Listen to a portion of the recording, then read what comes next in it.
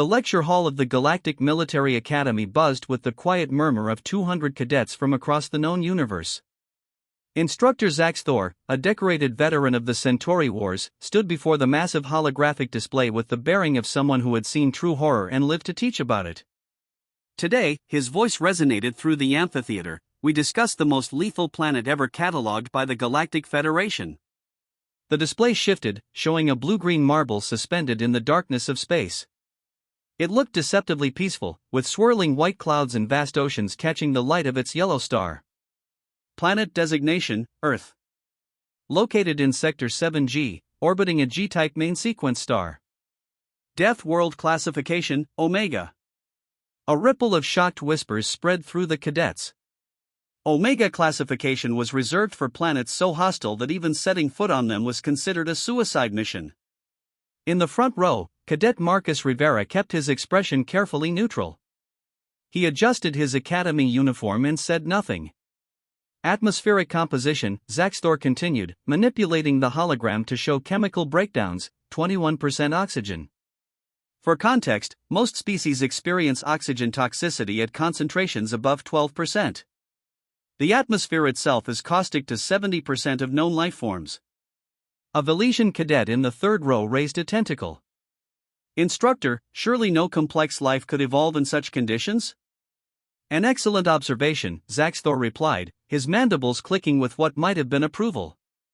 Yet Earth not only supports complex life, it breeds apex predators in every ecological niche. Observe. The hologram shifted to display various Earth creatures. A great white shark breaching the water. A grizzly bear standing on its hind legs. A pack of wolves coordinating a hunt. The planet's gravity is 1.2 standard, Zaxthor explained. Constant exposure creates beings with incredible bone density and muscle mass. But that's merely the beginning of Earth's hostility. Marcus allowed himself a small smile, which he quickly suppressed. The planet experiences regular catastrophic events, the instructor continued. Hurricanes with wind speeds exceeding 200 kilometers per hour. Tornadoes that can level entire settlements. Earthquakes measuring above 9 on the Richter scale. Volcanic eruptions that can alter global climate patterns. A Thraxian cadet, her scales turning pale with concern, spoke up. Instructor, how is this planet not classified as uninhabitable? Because, Zaxthor said grimly, life on Earth doesn't just survive these conditions, it thrives in spite of them. Or perhaps because of them. Consider the dominant species. The hologram displayed a human figure, rotating slowly for anatomical study. Several cadets leaned forward with morbid curiosity. Bipedal. Diurnal. Omnivorous. Individually, they appear unremarkable. No natural armor, no venom, no enhanced sensory organs. Yet they are the most dangerous species ever encountered by the Federation. How is that possible? Someone asked from the back. Endurance, Zaxthor stated flatly. Humans are persistence hunters. On their world, they would chase prey for days until the animal collapsed from exhaustion. Their thermoregulation system, this sweating mechanism, allows them to function in temperatures that would kill most species. Marcus remembered his last summer in Texas, where 40-degree heat was just called July. Their pain tolerance is extraordinary, the instructor continued. Humans have been documented continuing to fight with injuries that would incapacitate any rational being. Broken bones, severe lacerations, even missing limbs, and they continue moving. The hologram showed historical footage of human athletes, soldiers, and survivors of various disasters. The cadets watched in horrified fascination. But here's what makes them truly terrifying, Zaxthor said, his voice dropping. Their capacity for adaptation. Humans live everywhere on their planet. Frozen tundras where temperatures drop to minus 40 degrees. Deserts where daytime heat exceeds 50 degrees. Mountains so high the oxygen is half that of sea level. Deep jungles filled with venomous creatures and disease.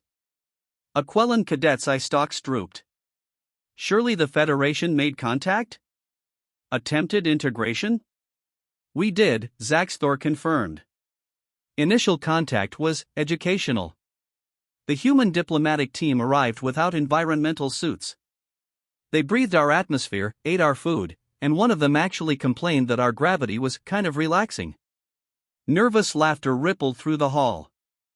Marcus coughed to cover his own amusement.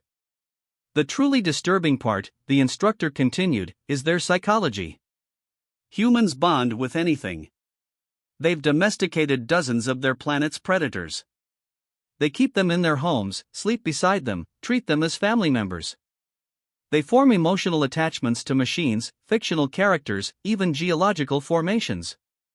That sounds like a mental disorder, a Dravian cadet observed. By our standards, perhaps. But this trait makes them fiercely loyal and nearly impossible to break mentally. In the 17 documented conflicts between humans and other species, humans have never surrendered. Not once. They either win or die trying.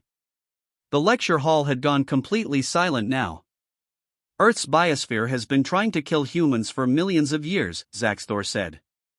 Predators, parasites, bacteria, viruses, extreme weather, geological instability, and humans just kept adapting. They turned wolves into dogs. They domesticated crops from toxic plants.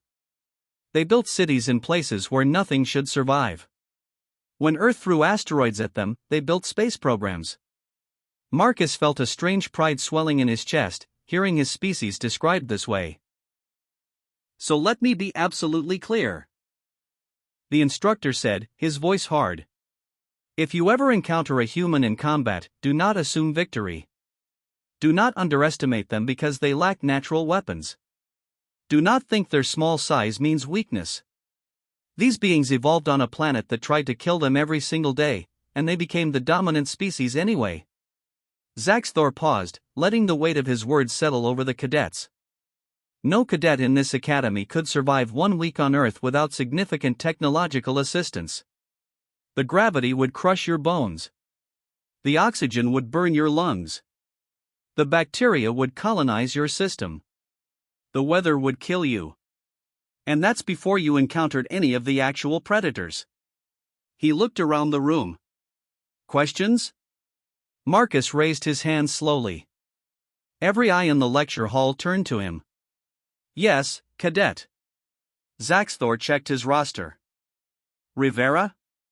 Just a clarification, sir, Marcus said, keeping his voice level. When you say humans can survive without environmental suits in standard Federation atmospheres, you're speaking from documented experience? Yes. The human delegation walked through our capital city like they were on a leisure stroll. Why do you ask? Marcus stood up, his 1.2 standard gravity muscles moving easily in the Academy's lighter environment. Because I'm human, sir.